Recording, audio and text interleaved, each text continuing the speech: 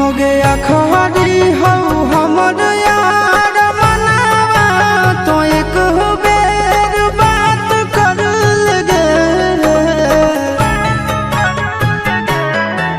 हो गया खड़ी हो हमर यार मनावा तो एक बेर बात कर लगे।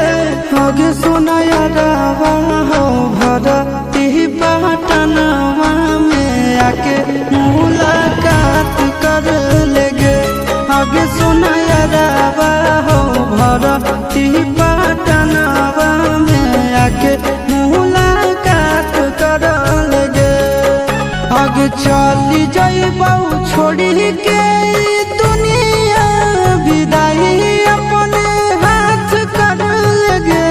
आगे सुना यारवा हो भरती पटनवा में आके मुलाकात कर लेगे।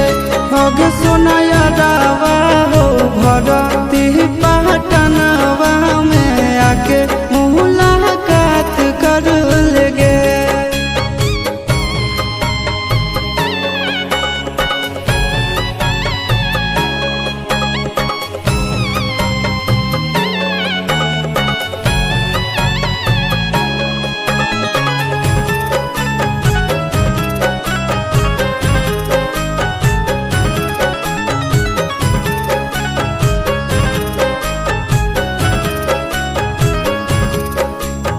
मरे घड़ी पनिया पिलाई दी है जान गे।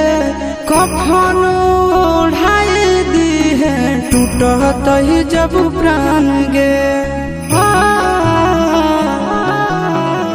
मरे घड़ी पनिया पिलाई दी है जान गे। कफन ओढ़ाई दी है टूटत ही जब प्राण गे। आगे हमारा से तोरा जाती प्यार होता भेंट साक्षात कर लगे। आगे सोना यारवा हो भरती पटनवा में आके मुलाकात कर लेगे। आगे सोना यारवा हो भरती पटनवा में आके मुलाकात कर लेगे।